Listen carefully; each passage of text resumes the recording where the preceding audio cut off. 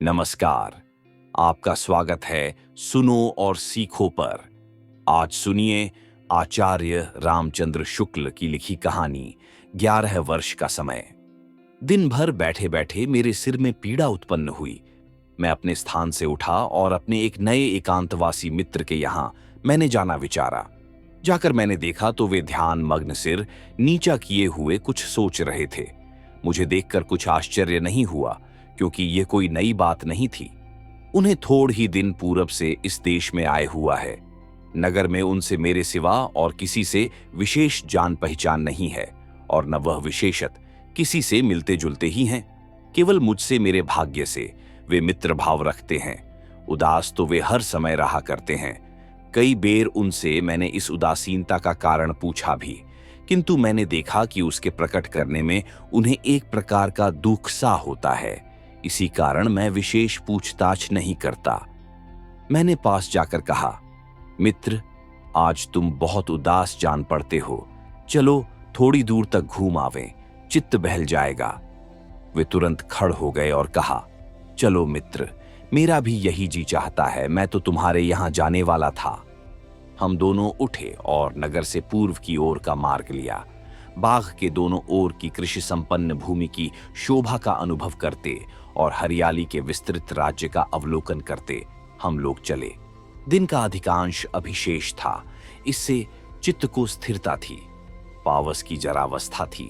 इससे ऊपर से भी किसी प्रकार के अत्याचार की संभावना न थी। प्रस्तुत आर्थू की प्रशंसा भी हम दोनों बीच बीच में करते जाते थे। आहा, रथुओं में उदारता का अभिमान यही कर सकता है। दीन कृषकों को अन्नदान और सूर्यात्मतप्त पृथ्वी को वस्त्रदान देकर यश का भागी यही होता है। इसे तो कवियों की कौंसिल से राय बहादुर की उपाधि मिलनी चाहिए। यद्यपि पावस की युवावस्था का समय नहीं है, किंतु उसके यश की ध्वजा फहरा रही है।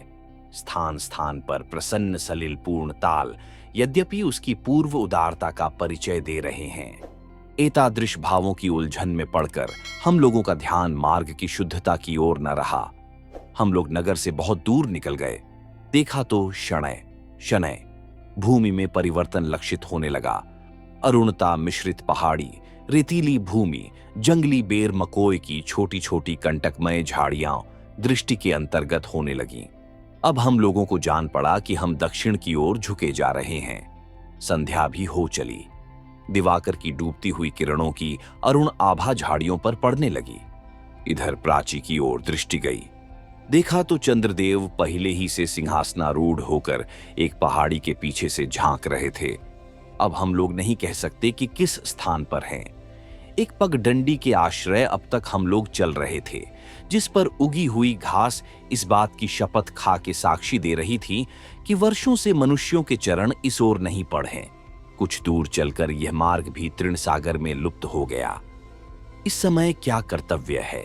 चित्त इसी के उत्तर की प्रतीक्षा में लगा। अंत में यह विचार स्थिर हुआ कि किसी खुले स्थान से चारों ओर देखकर यह ज्ञान प्राप्त हो सकता है कि हम लोग अमुक स्थान पर हैं। दैवात सम्मुख ही ऊंची पहाड़ी देख पड़ी। उसी को इस कार्य के उपयुक्त स्थान हम लोगों ने विचारा। ज्यों त्यों करके पहाड़ी के शिखर तक हम लोग गए। ऊपर आते ही भगवती जनहू नंदिनी के दर्शन हुए। नेत्र तो सफल हुए। इतने में चारों हासिनी चंद्रिका भी अट्टहास करके खिल पड़ी। उत्तर पूर्व की ओर दृष्टि गई। विचित्र दृश्य सम्मुख उपस्थित हुआ। जाह्नवी के तट से कुछ अंतर पर नीचे मैदान में बहुत दूर गिरे हुए मकानों के ढेर स्वच्छ चंद्रिका में स्पष्ट रूप से दिखाई दिए।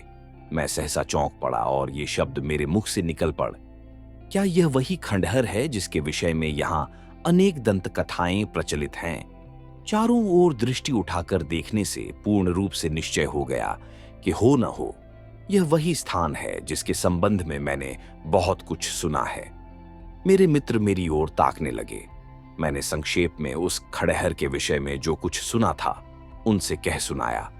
हम लोगों के चित्त में कौतूहल की उत्पत्ति हुई।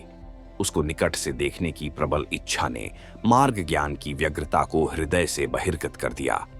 उत्तर की ओर उतरना बड़ा दुष्कर प्रतीत हुआ, क्योंकि जंगली वृक्षों और कंटकमय झाड़ियों से पहाड़ी का वह भाग आच्छादित था। पूर्व की ओर से हम लोग सुगमतापूर्वक नीचे उतरे। यहां से खंडहर लगभग 1.5 मील प्रतीत होता था। हम लोगों ने पैरों को उसी ओर मोड़ा। मार्ग में घुटनों तक उगी हुई घास पग पग पर बाधा उपस्थित करने लगी, किंतु अधिक विलंब तक यह कष्ट हम लोगों को भोगना न पड़ा, क्योंकि आगे चलकर फूटे हुए खपड़ैलों की सिटकियां मिलने लगीं। इधर उधर गिरी हुई दीवारें और मिट्टी के ढूंढ प्रत्यक्ष होने लगे। हम लोगों ने जाना कि अब यहीं से खंडहर का आरंभ है। दीवारों की मिट्टी से स्थान क्रमश ऊंचा होता जाता था, जिस पर से होकर हम लोग निर्भय जा रहे थे।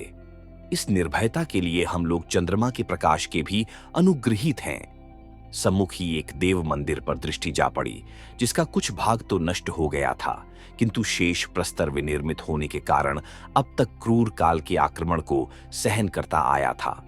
मंदिर का द्वार ज्यों का त्यों खड़ा था। किवाड़ सट गए थे। भीतर भगवान भवानीपति बैठे निर्जन कैलाश का आनंद ले रहे थे। द्वार पर उनका नंदी बैठा था।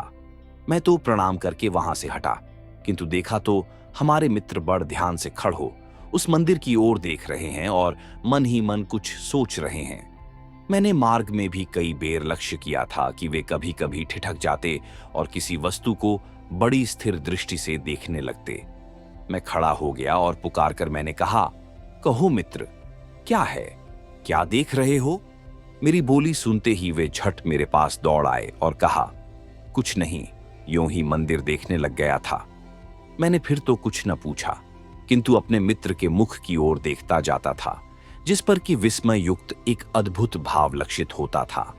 इस समय खंडहर के मध्य भाग में हम लोग खड़ थे। मेरा हृदय इस स्थान को इस अवस्था में देख विदीर्ण होने लगा। प्रत्येक वस्तु से उदासी बरस रही थी। इस संसार की अनित्यता की सूचना मिल रही थी। इस करुणोत्पादक दृश्य का प्रभाव मेरे हृदय पर किस सीमा तक हुआ, शब्दों द्वारा अनुभव करना असंभव है। कहीं सड़ हुए किवाड़ भूमि पर पड़ प्रचंड काल को साष्टांग दंडवत कर रहे हैं। जिन घरों में किसी अपरिचित की परछाई पड़ने से कुल की मर्यादा भंग होती थी, वे भीतर से बाहर तक खुले पड़ हैं। रंग बिरंगी चूड़ियों के टुकड़ इधर उधर पड़ काल की महिमा गा रहे हैं। मैंने इनमें से एक को हाथ में उठाया। उठाते ही यह प्रश्न उपस्थित हुआ कि वे कोमल हाथ कहाँ हैं जो इन्हें धारण करते थे। हाँ, यही स्थान किसी समय नरनारियों के आमोद प्रमोद से पूर्ण रहा होगा और बालकों के कल्लोल की ध्वनि चारों ओर से आती रही होगी। वही आज कराल काल के कठोर दांतों के तले पिसकर चकनाचूर हो गया है। तृणों से आच्छादित गिरी हुई दीवारें, मिट्टी और ईंटों के ढूंढ, टूटे फूटे चौखटे और किवाड़ इधर उधर पड़ एक स्वर से मानो पुकार के कह रहे थे, दिनन को फेर होत, मेरू होत माटी को। प्रत्येक पार्श्व से मानो यही ध्वनि आ रही थी। मेरे हृदय में करुणा का एक समुद्र उमड़ा, जिसमें मेरे विचार सब मग्न होने लगे। मैं एक स्वच्छ शिला पर, जिसका कुछ भाग तो पृथ्वी तल में ढांसा था और शेषांश बाहर था, बैठ गया। मेरे मित्र भी आकर मेरे पास बैठे। मैं तो बैठे बैठे काल चक्र की गति पर विचार करने लगा। मेरे मित्र भी किसी विचार ही में डूबे थे, किंतु मैं नहीं कह सकता कि वह क्या था। यह सुंदर स्थान इस शोचनीय और पतित दशा को क्यों कर प्राप्त हुआ? मेरे चित्त में तो यही प्रश्न बार बार उठने लगा, किंतु उसका संतोषदायक उत्तर प्रदान करने वाला वहां कौन था? अनुमान ने यथासाध्य प्रयत्न किया, परंतु कुछ फल न हुआ। माथा घूमने लगा। न जाने कितने और किस किस प्रकार के विचार मेरे मस्तिष्क से होकर दौड़ गए। हम लोग अधिक विलंब तक इस अवस्था में न रहने पाए। यह क्या मधुसूदन, यह कौन सा दृश्य है? जो कुछ देखा उससे अवाक रह गया। कुछ दूर पर एक श्वेत वस्तु इसी खंडहर की ओर आती देख पड़ी। मुझे रोमांच हो आया, शरीर कांपने लगा। मैंने अपने मित्र को उस ओर आकर्षित किया और उंगली उठा के दिखाया, परंतु कहीं कुछ न देख पड़ा। मैं स्थापित मूर्ति की भांति बैठा रहा। पुण्य वही दृश्य। अब की बार ज्योत्स्नालोक में स्पष्ट रूप से हम लोगों ने देखा कि एक श्वेत परिच्छद धारिणी स्त्री एक जल पात्र लिए खंडहर के एक पार्श्व से होकर दूसरी ओर वेग से निकल गई और उन्हीं खंडहरों के बीच फिर न जाने कहां अंतर्धान हो गई। इस अदृष्टपूर्व व्यापार को देख मेरे मस्तिष्क में पसीना आ गया और कई प्रकार के भ्रम उत्पन्न होने लगे। विधाता, तेरी सृष्टि में न जाने कितनी अद्भुत अद्भुत वस्तु मनुष्य की सूक्ष्म विचार दृष्टि से वंचित पड़ी है। यद्यपि मैंने इस स्थान विशेष के संबंध में अनेक भयानक वार्ताएं सुन रखी थीं, किंतु मेरे हृदय पर भय का विशेष संचार न हुआ। हम लोगों को प्रेतों पर भी इतना दृढ़ विश्वास न था, नहीं तो हम दोनों का एक क्षण भी उस स्थान पर ठहरना दुष्कर हो जाता। रात्रि भी अधिक व्यतीत होती जाती थी। हम दोनों को अब यह चिंता हुई कि यह स्त्री कौन है। इसका उचित परिशोध अवश्य लगाना चाहिए। मेरे तो पैर कांपने लगे। पुन साहस को धारण कर हम लोगों ने किवाड़ के छोटे छोटे रंध्रों से झांका तो एक प्रशस्त कोठरी देख पड़ी। एक कोने में मंद मंद एक प्रदीप जल रहा था, जिसका प्रकाश द्वार तक न पहुंचता था। यदि प्रदीप उसमें न होता तो अंधकार के अतिरिक्त हम लोग और कुछ न देख पाते। हम लोग कुछ काल तक स्थिर दृष्टि से उसी ओर देखते रहे। इतने में एक स्त्री की आकृति देख पड़ी, जो हाथ में कई छोटे पात्र लिए उस कोठरी के प्रकाशित भाग में आई। अब तो किसी प्रकार का संदेह न रहा। एक बेर इच्छा हुई कि किवाड़ खटखटाए, किंतु कई बातों का विचार करके हम लोग ठहर गए। जिस प्रकार से हम लोग कोठरी में आए थे, धीरे धीरे उसी प्रकार निःशब्द दीवार से होकर फिर आंगन में आए। मेरे मित्र ने कहा, इसका शोध अवश्य लगाओ कि यह स्त्री कौन है। अंत में हम दोनों आड़ में, इस आशा से कि कदाचित वह फिर बाहर निकले, बैठे रहे। पौन घंटे के लगभग हम लोग इसी प्रकार बैठे रहे। इतने में वही श्वेत वसंधारिणी स्त्री आंगन में सहसा आकर खड़ी हो गई। हम लोगों को यह देखने का समय न मिला कि वह किस ओर से आई। उसका अपूर्व सौंदर्य देखकर हम लोग स्तंभित व चकित रह गए। चंद्रिका में उसके सर्वांग की सुदंडता स्पष्ट जान पड़ती थी। गौर वर्ण, शरीर किंचित क्षीण और आभूषणों से सर्वथा रहित। मुख उसका, यद्यपि उस पर उदासीनता और शोक का स्थायी निवास लक्षित होता था, एक अलौकिक प्रशांत कांति से देदीप्यमान हो रहा था। सौम्यता उसके अंग अंग से प्रदर्शित होती थी। वह साक्षात देवी जान पड़ती थी। कुछ काल तक किंकर्तव्य विमूढ़ होकर स्तब्ध लोचनों से उसी ओर हम लोग देखते रहे। अंत में हमने अपने को संभाला और इसी अवसर को अपने कार्योपयुक्त विचारा। हम लोग अपने स्थान पर से उठे और तुरंत उस देवी रूपिणी के सम्मुख हुए। वह देखते ही वेग से पीछे हटी। मेरे मित्र ने गिड़गिड़ा के कहा, देवी, ढिठाई क्षमा करो, मेरे भ्रमों का निवारण करो। वह स्त्री क्षण भर तक चुप रही, फिर स्निग्ध और गंभीर स्वर से बोली, तुम कौन हो और क्यों मुझे व्यर्थ कष्ट देते हो? इसका उत्तर ही क्या था? मेरे मित्र ने फिर विनीत भाव से कहा, देवी, मुझे बड़ा कौतूहल है, दया करके यहाँ का सब रहस्य कहो। इस पर उसने उदास स्वर से कहा, तुम हमारा परिचय लेके क्या करोगे? इतना जान लो कि मेरे समान अभागिनी इस समय इस पृथ्वी मंडल में कोई नहीं है। मेरे मित्र से न रहा गया। हाथ जोड़कर उन्होंने फिर निवेदन किया, देवी, अपने वृत्तांत से मुझे परिचित करो। इसी हेतु हम लोगों ने इतना साहस किया है। मैं भी तुम्हारे ही समान दुखिया हूं। मेरा इस संसार में कोई नहीं है। मैं अपने मित्र का यह भाव देखकर चकित रह गया। स्त्री ने करुण स्वर से कहा, तुम मेरे नेत्रों के सम्मुख भूला भुलाया मेरा दुख फिर उपस्थित करने का आग्रह कर रहे हो। अच्छा बैठो। मेरे मित्र निकट के एक पत्थर पर बैठ गए। मैं भी उन्हीं के पास जा बैठा। कुछ काल तक सब लोग चुप रहे। अंत में वह स्त्री बोली, इसके प्रथम कि मैं अपने वृत्तांत से तुम्हें परिचित करूं, तुम्हें शपथ पूर्वक यह प्रतिज्ञा करनी होगी कि तुम्हारे सिवा यह रहस्य संसार में और किसी के कानों तक न पहुंचे, नहीं तो इस स्थान पर रहना दुष्कर हो जाएगा और आत्महत्या ही मेरे लिए एकमात्र उपाय शेष रह जाएगा। हम लोगों के नेत्र गीले हो आए। मेरे मित्र ने कहा, देवी, मुझसे तुम किसी प्रकार का भय न करो, ईश्वर मेरा साक्षी है। स्त्री ने तब इस प्रकार कहना आरंभ किया, यह खंडहर जो तुम देखते हो आज से 11 वर्ष पूर्व एक सुंदर ग्राम था। अधिकांश ब्राह्मण क्षत्रियों की इसमें बस्ती थी। यह घर जिसमें हम लोग बैठे हैं चंद्रशेखर मिश्र नामी एक प्रतिष्ठित और कुलीन ब्राह्मण का निवास स्थान था। घर में उनकी स्त्री और एक पुत्र था। इस पुत्र के सिवा उन्हें और कोई संतान न थी। आज 11 वर्ष हुए कि मेरा विवाह इसी चंद्रशेखर मिश्र के पुत्र के साथ हुआ था। इतना सुनते ही मेरे मित्र सहसा चौंक पड़। हे परमेश्वर, यह सब स्वप्न है या प्रत्यक्ष? ये शब्द उनके मुख से निकले ही थे कि उनकी दशा विचित्र हो गई। उन्होंने अपने को बहुत संभाला और फिर संभल कर बैठे। वह स्त्री उनका यह भाव देखकर विस्मित हुई और उसने पूछा, क्यों, क्या है? मेरे मित्र ने विनीत भाव से उत्तर दिया, कुछ नहीं, यूं ही मुझे एक बात का स्मरण आया, कृपा करके आगे कहो। स्त्री ने फिर कहना आरंभ किया, मेरे पिता का घर काशी में मोहल्ले में था। विवाह के 1 वर्ष पश्चात ही इस ग्राम में एक भयानक दुर्घटना उपस्थित हुई। यहीं से मेरे दुर्दमनीय दुख का जन्म हुआ। संध्या को सब ग्रामीण अपने अपने कार्य से निश्चिंत होकर अपने अपने घरों को लौटे। बालकों का कोलाहल बंद हुआ। निद्रा देवी ने ग्रामीणों के चिंता शून्य हृदयों में अपना डेरा जमाया। आधी रात से अधिक बीत चुकी थी। कुत्ते भी थोड़ी देर तक भूख कर अंत में चुप हो रहे थे। प्रकृति निस्तब्ध हुई। सहसा ग्राम में कोलाहल मचा और धमाके के कई शब्द हुए। लोग आंखें मींचते उठे।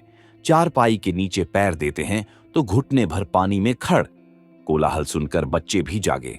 एक दूसरे का नाम ले लेकर लोग चिल्लाने लगे। अपने अपने घरों में से लोग बाहर निकलकर खड़ हुए। भगवती जाह्नवी को द्वार पर बहते हुए पाया। भयानक विपत्ति, कोई उपाय नहीं। जल का वेग क्रमशः अधिक बढ़ने लगा। पैर कठिनता से ठहरते थे। फिर दृष्टि उठाकर देखा, जल ही जल दिखाई दिया। एक एक करके सब सामग्रियां बहने लगीं। संयोगवश एक नाव कुछ दूर पर आती देख पड़ी। आशा, आशा, आशा। नौका आई। लोग टूट पड़ और बलपूर्वक चढ़ने का यत्न करने लगे। मल्लाहों ने भारी विपत्ति सम्मुख देखी। नाव पर अधिक बोझ होने के भय से उन्होंने तुरंत अपनी नाव बढ़ा दी। बहुत से लोग रह गए। नौका पवन गति से गमन करने लगी। नौका दूसरे किनारे पर लगी। लोग उतरे। चंद्रशेखर मिश्र भी नाव पर से उतरे और अपने पुत्र का नाम लेके पुकारा। कोई उत्तर न मिला।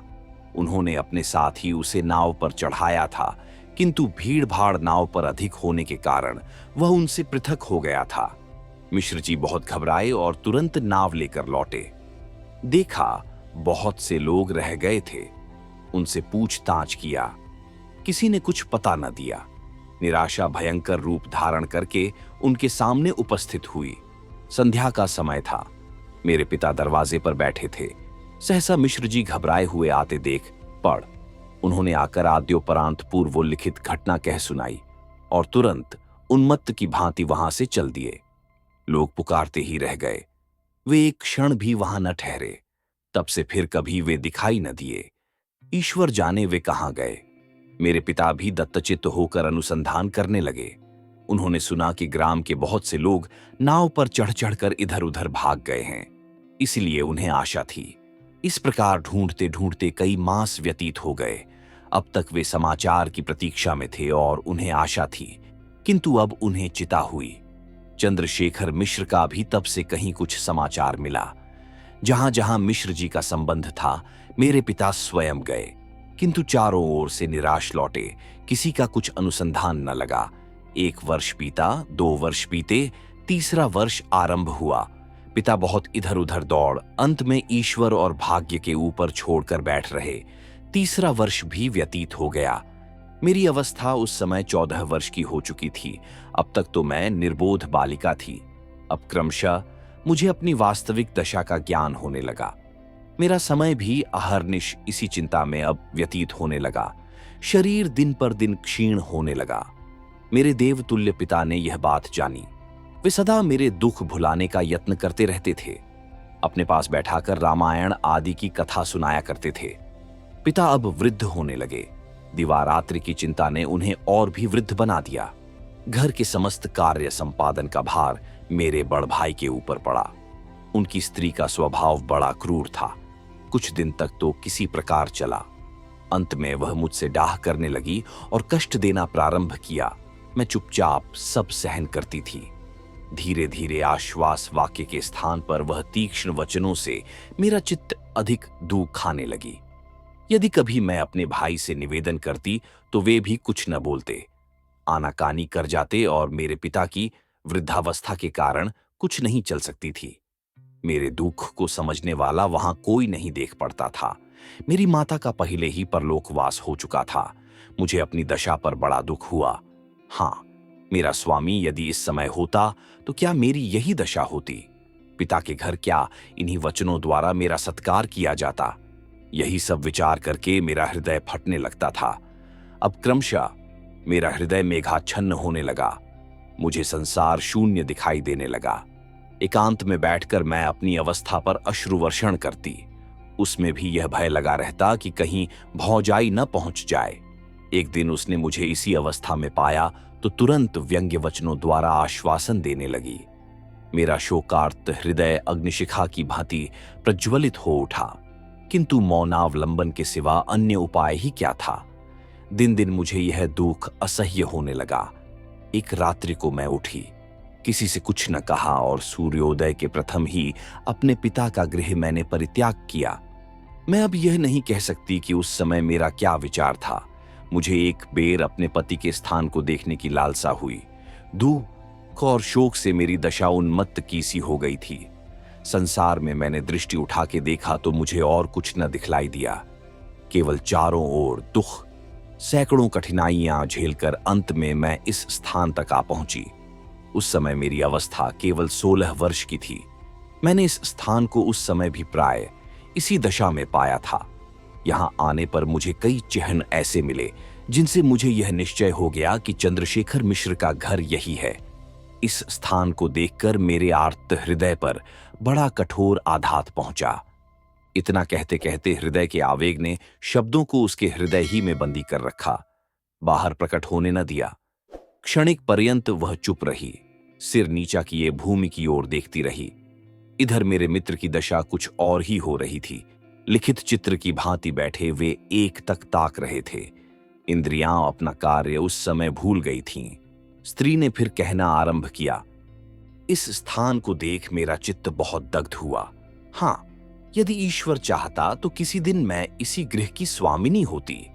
आज ईश्वर ने मुझको उसे इस अवस्था में दिखलाया, उसके आगे किसका वश है?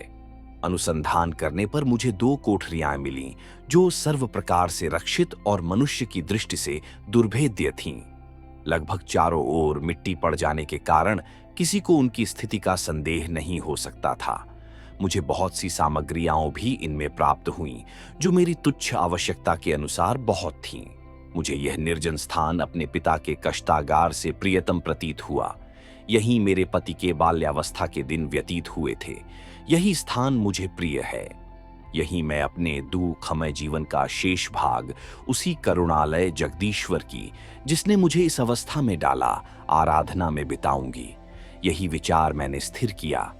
ईश्वर को मैंने धन्यवाद दिया जिसने ऐसा उपयुक्त स्थान मेरे लिए ढूंढ कर निकाला। कदाचित तुम पूछोगे कि इस अभागिनी ने अपने लिए इस प्रकार का जीवन क्यों उपयुक्त विचारा, तो उसका उत्तर है कि यह दुष्ट संसार भांति भांति की वासनाओं से पूर्ण है जो मनुष्य को उसके सत्य पथ से विचलित कर देती है। दुष्ट और कुमार्गी लोगों के अत्याचार से बचा रहना भी कठिन कार्य है। इतना कह के वह स्त्री ठहर गई। मेरे मित्र की ओर उसने देखा। वे कुछ मिनट तक काष्ठपुतलिका की भांति बैठे रहे। अंत में एक लंबी ठंडी सांस भर के उन्होंने कहा, ईश्वर, यह स्वप्न है या प्रत्यक्ष? स्त्री उनका यह भाव देख देख कर विस्मित हो रही थी। उसने पूछा, क्यों, कैसा चित्त है?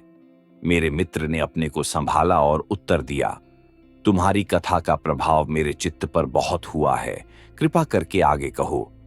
स्त्री ने कहा, मुझे अब कुछ कहना शेष नहीं है। आज 5 वर्ष मुझे इस स्थान पर आए हुए। संसार में किसी मनुष्य को आज तक यह प्रकट नहीं हुआ। यहाँ प्रेतों के भय से कोई पदार्पण नहीं करता। इससे मुझे अपने को गोपन रखने में विशेष कठिनता नहीं पड़ती। संयोगवश रात्रि में किसी की दृष्टि यदि मुझ पर पड़ी भी तो चुड़ैल के भ्रम से मेरे निकट तक आने का किसी को साहस न हुआ। यह आज प्रथम ऐसा संयोग उपस्थित हुआ है। तुम्हारे साहस को मैं सराहती हूं और प्रार्थना करती हूं कि तुम अपने शपथ पर दृढ़ रहोगे। संसार में अब मैं प्रकट होना नहीं चाहती। प्रकट होने से मेरी बड़ी दुर्दशा होगी। मैं यहीं अपने पति के स्थान पर अपना जीवन शेष करना चाहती हूँ। इस संसार में अब मैं बहुत दिन न रहूंगी। मैंने देखा, मेरे मित्र का चित्त भीतर ही भीतर आकुल और संतप्त हो रहा था। हृदय का वेग रोककर उन्होंने प्रश्न किया, क्यों? तुम्हें अपने पति का कुछ स्मरण है? स्त्री के नेत्रों से अनर्गल वारिधारा प्रवाहित हुई। बड़ी कठिनतापूर्वक उसने उत्तर दिया, मैं उस समय बालिका थी। विवाह के समय मैंने उन्हें देखा था। वह मूर्ति यद्यपि मेरे हृदय मंदिर में विद्यमान है, प्रचंड काल भी उसको वहां से हटाने में असमर्थ है। मेरे मित्र ने कहा, देवी, तुमने बहुत कुछ रहस्य प्रकट किया। जो कुछ शेष है उसका वर्णन कर, अब मैं इस कथा की पूर्ति करता हूं। स्त्री विस्मयोत्फुल्ल लोचनों से मेरे मित्र की ओर निहारने लगी। मैं भी आश्चर्य से उन्हीं की ओर देखने लगा। उन्होंने कहना आरंभ किया, वह बंगाली सज्जन उस लड़के को अपने घर पर ले गया और उसे उसने अपने परिवार में सम्मिलित किया। बालक ने अपने माता पिता के देखने की इच्छा प्रकट की। उसने उसे बहुत समझाया और शीघ्र अनुसंधान करने का वचन दिया। लड़का चुप हो रहा। इसी प्रकार कई मास व्यतीत हो गए। क्रमशः वह अपने पास के लोगों में हिल मिल गया। बंगाली महाशय के एक पुत्र था। दोनों में भ्रातृस्नेह स्थापित हो गया। वह सज्जन उस लड़के के भावी हित की चेष्टा में तत्पर हुआ। ईस्ट इंडिया कंपनी के स्थापित किए हुए एक अंग्रेजी स्कूल में अपने पुत्र के साथ साथ उसे भी वह शिक्षा देने लगा। क्रमशः उसे अपने घर का ध्यान कम होने लगा। वह दत्तचित्त होकर शिक्षा में अपना सारा समय देने लगा। इसी बीच कई वर्ष व्यतीत हो गए। उसके चित्त में अब अन्य प्रकार के विचारों ने निवास किया। अब पूर्व परिचित लोगों के ध्यान के लिए उसके मन में कम स्थान शेष रहा। मनुष्य का स्वभाव ही इस प्रकार का है। 9 वर्ष का समय निकल गया। इसी बीच में एक बड़ी चित्ताकर्षक घटना उपस्थित हुई। बंगदेशी सज्जन के उस पुत्र का विवाह हुआ। चंद्रशेखर का पुत्र भी उस समय वहां उपस्थित था। उसने सब देखा। दीर्घकाल की निद्रा भंग हुई। सहसा उसे ध्यान हो आया, मेरा भी विवाह हुआ है, अवश्य हुआ है। उसे अपने विवाह का बारंबार ध्यान आने लगा। अपनी पाणिग्रहिता भार्या का भी उसे स्मरण हुआ। स्वदेश में लौटने को उसका चित्त आकुल होने लगा। रात्रि दिन इसी चिंता में व्यतीत होने लगे। हमारे कतिपय पाठक हम पर दोषारोपण करेंगे कि हैं, न कभी साक्षात हुआ, न वार्तालाप हुआ, न लंबी लंबी कोर्टशिप हुई। यह प्रेम कैसा? महाशय, रुष्ट न होजिए। इस अदृष्ट प्रेम का धर्म और कर्तव्य से घनिष्ठ संबंध है। इसकी उत्पत्ति केवल सदाशय और निस्वार्थ हृदय में ही हो सकती है। इसकी जड़ संसार के और प्रकार के प्रचलित प्रेमों से दृढ़तर और अधिक प्रशस्त है।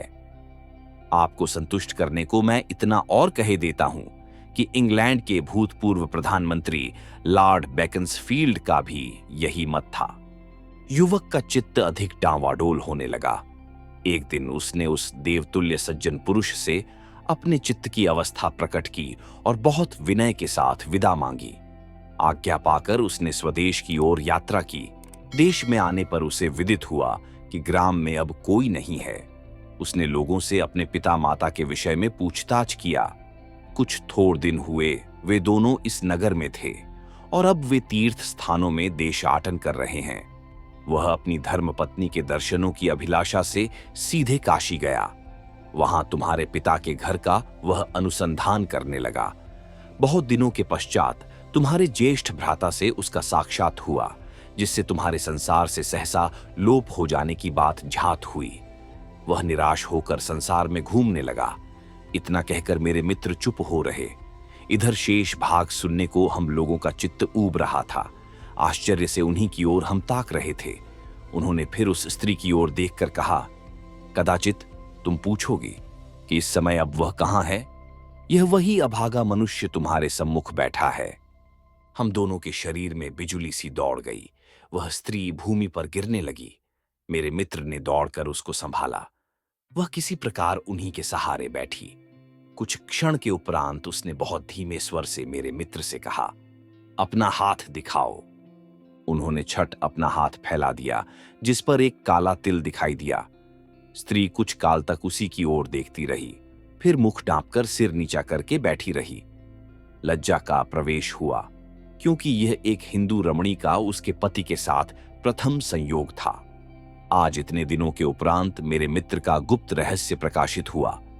उस रात्रि को मैं अपने मित्र का खंडहर में अतिथि रहा। सवेरा होते ही हम सब लोग प्रसन्नचित्त नगर में आए। 1903 आप सुन रहे थे अशोक मित्रण की लिखी कहानी 11 वर्ष का समय।